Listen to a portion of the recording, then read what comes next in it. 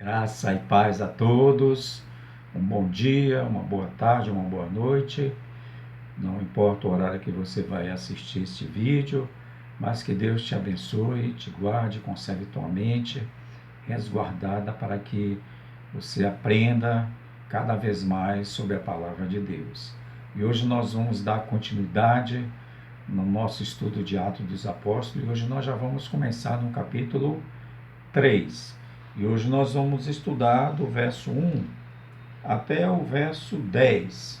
Tá? Vamos estudar essa primeira parte, em sequência nós estudaremos a outra parte, que já é o discurso de Pedro, quando ele está no templo. Então nós vemos e sabemos, como já foi estudado nas aulas anteriores ou nas etapas anteriores, agora nós estamos na aula nova, na parte 9 do estudo, e nós já entendemos que é uma sequência da ação de Deus, a ação do Espírito Santo na vida dos apóstolos, que faz com que haja um crescimento na igreja e que a igreja se expanda. Então nós estamos numa fase, né? A primeira fase nós vimos a ação, a descida do Espírito Santo, Deus agindo na vida dos apóstolos, muitos milagres e prodígios aconteciam, e havia uma igreja que prosperava na doutrina dos apóstolos, na comunhão, repartindo pão, na oração, repartindo seus bens, atendia os necessitados, e agora nós vamos a uma outra fase da igreja do Senhor, uma outra etapa, uma outra situação vivida na igreja do Senhor, para que a gente entenda como nasceu, qual as bases principais que formataram essa igreja do Senhor no primeiro século. Abra sua Bíblia no capítulo 3, pegue sua Bíblia, Atos dos Apóstolos, capítulo 3, nós vamos ler até o verso 10. A palavra do Senhor, ela diz assim: Pedro e João subiu ao templo para a oração da hora nona. Era levado um homem coxo de nascença, o qual punham diariamente à porta do templo, chamada Formosa, para pedir esmola aos que entravam. Vendo ele a Pedro e João que iam entrar no templo, implorava para que lhe desse uma esmola. Pedro, fitando juntamente com João, disse: Olha para nós. Ele os olhava atentamente, esperando receber alguma coisa. Pedro, porém, lhe disse: Não possuo nem prata nem ouro, mas o que eu tenho, isso te dou. Em nome de Jesus Cristo Nazareno, anda. E tomando-o pela mão direita, o levantou imediatamente. Os seus pés e tornozelos se firmaram. De um salto se pôs em pé, passou a andar. Entrou com eles no templo, saltando e louvando a Deus. Viu todo o povo a andar e a louvar a Deus, e reconheceram ser ele, o mesmo que esmolava, assentado à porta formosa do templo, e se encheram de admiração, assombro por isso que lhe acontecera. Louvado seja Deus pela sua palavra. Então nós vamos agora trabalhar nessa situação que é descrita aqui no capítulo 3, nessa projeção da igreja do Senhor. Atente bem para o que nós vamos detalhar aqui. Então, uma coisa que nós temos que observar, que trata-se da cura de um coxo, de um homem aleijado, né? E a cura do aleijado é um exemplo do cumprimento das promessas escatológicas de Deus entre os crentes. E nós temos que entender uma coisa, que era proibido de entrar, não era permitido aos que tinham deficiência física entrar no templo, entrar no santuário ou na presença de Deus, conforme lá aos Levíticos, no Levirato 21, do verso 17 ao 20, você pode ler em casa que você vai entender.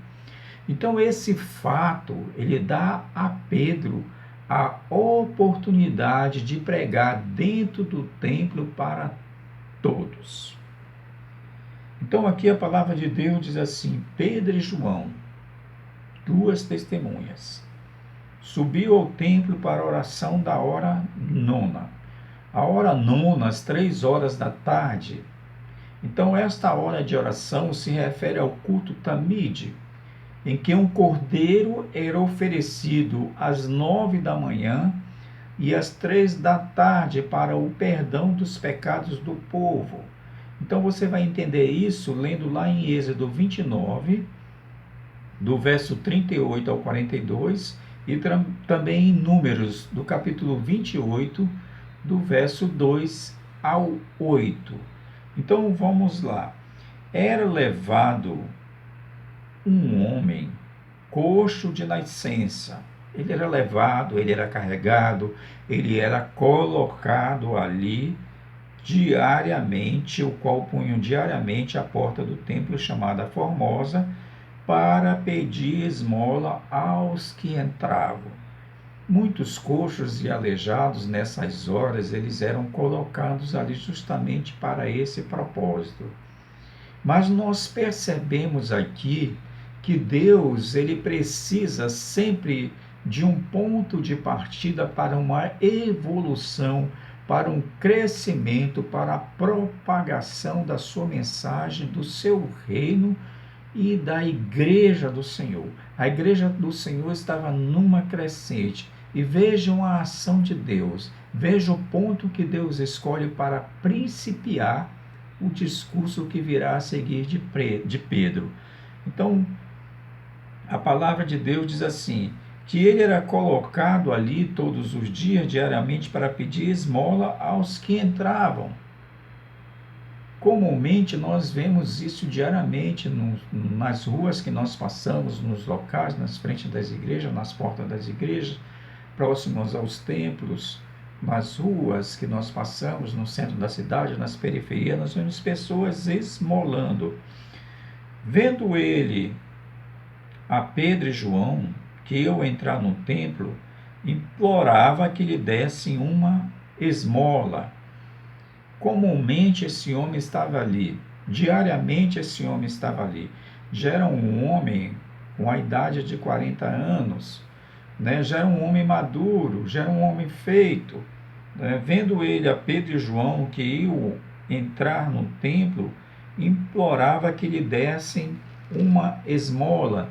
Veja que o Espírito Santo está agindo, o Espírito Santo traz ao encontro desses homens que vão ao templo, não para implorar mais pecado naquela hora nona, como era feito o sacrifício para o perdão dos pecados, porque eles sabiam que o Redentor, o Cristo, o Senhor, o Salvador, já tinha vindo na terra para perdoar os pecados. E eles já estavam perdoados em Cristo Jesus. Então esses homens chegam diante desse aleijado, desse coxo, que ele estende as mãos, comumente ele fazia diariamente, e pede esmola, implora pedindo uma esmola a Pedro e a João. No verso 4, a gente já vê que Pedro fita-o juntamente com João e disse, olha para nós.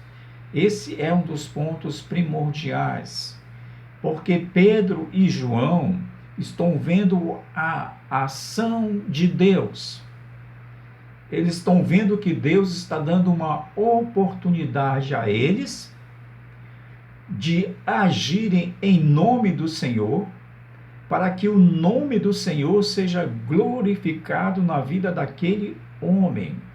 Aquele homem coxo, ele olha para os dois, vendo uma moeda, vendo que eles esmolem a ele, que eles deem a esmola àquele homem.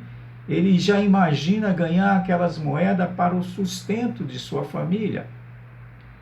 Mas Pedro e João fita ele, vendo outras coisas, vendo que Deus tem algo a fazer na vida daquele homem, algo muito maior, em favor da vida daquele homem, como uma projeção de uma construção de uma igreja sólida e crescente.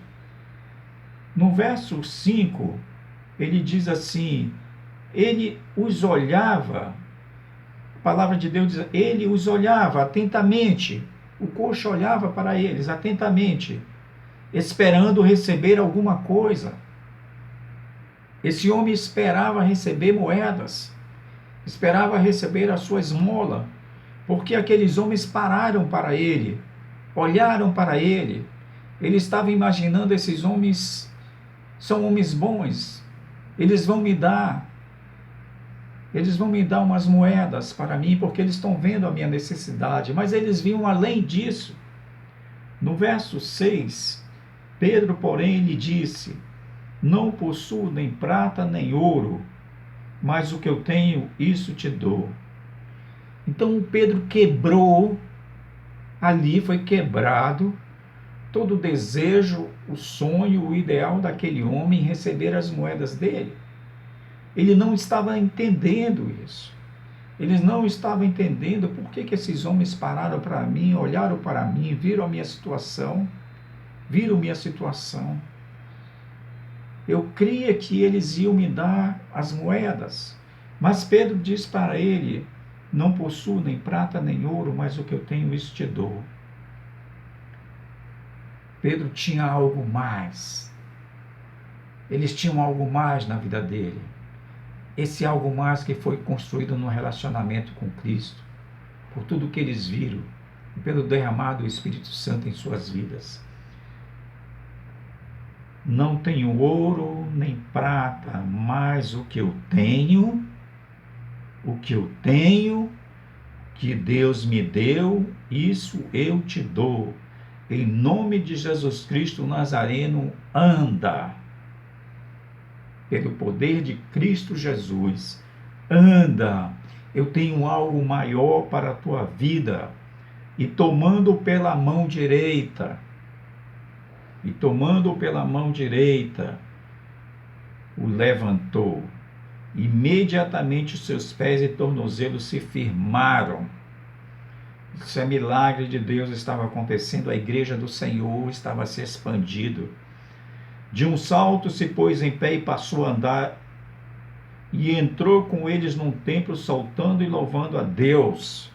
Os enfermos, os decaídos, eles precisam, e nós como igreja precisamos entender a necessidade dos enfermos adentrarem junto ao templo, para glorificar ao Senhor. Deus faz as maravilhas deles, os milagres deles externamente e traz para dentro, para que todos vejam o poder de Deus. De um salto se pôs em pé e passou a andar, entrou com eles num templo, saltando e louvando a Deus. Todo o povo viu ele andar e a louvar a Deus. E reconheceram ser ele o mesmo que esmolava assentado à porta formosa do templo, e se encheram de admiração e assombro por isso que lhe acontecera. Então, o cristianismo, ele é mostrado por Lucas que surgiu num berço do judaísmo zeloso, entre os judeus consagrados que guardavam a lei, até serem expulsos da sinagoga e do templo. O cristianismo, ele é o cumprimento das promessas feitas no Antigo Testamento.